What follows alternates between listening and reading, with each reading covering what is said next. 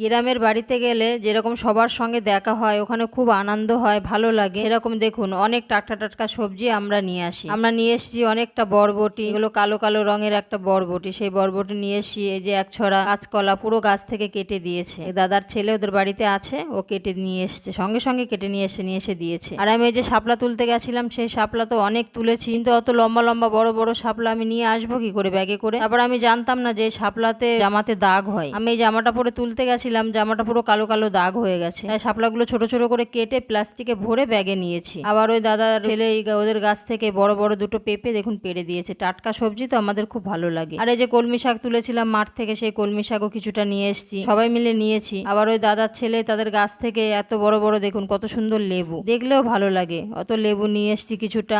আর এই যে শাপলার ফুলগুলো কেটে ফেলে দিচ্ছিলাম, তারপরে ভাবলাম যে এগুলো তো বড়া করে খাওয়া যায়, একদিন করেছিলাম খুব ভালো লেগেছিল, তাই আমি আবার কিছুটা শাপলার ফুলও নিয়ে এসেছি, যে বাড়িতে নিয়ে এসে বড়া করে খাবো। আর এই বরবটি নিয়ে এসেছি। সঞ্জয় দেখুন, আমি তো এগুলো ঢেলে দেখছি, গোছাচ্ছি, একটু ইয়ে করে নাড়াচাড়া করে তারপরে তুলে রাখবো প্লাস্টিক ভরে ভরে। ও এগুলো খুব ভালোবাসে, এইসব সবজি টবজি নিয়ে খুব টানাটানি করে। তো ও চলে এসছে আমার সঙ্গে গোছাতে, ও বরবটি গুলো তুলে দিল। আর ওটার মধ্যে আমি সিম দিয়েছি, ওগুলো ছোট্ট ছোট্ট সিম, সেই সিমগুলো ওকে তুলে দিতে বললাম, ও তুলে দিচ্ছে, ও করে দেয়, কাজ বললে করে দেয়। পেঁপেগুলো ঢুকিয়ে দিচ্ছে দেখুন, একটা প্লাস্টিকের নিচে, ও জানে যে ফ্রিজে রাখবে, একটা প্লাস্টিকের মধ্যে করে ঢোকাতে হবে। তো আমার হাতে হাতে সঙ্গে সঙ্গে কাজ করে দিচ্ছে, আমি এগুলো গুছিয়ে ফ্রিজে রাখবো অনেক দিন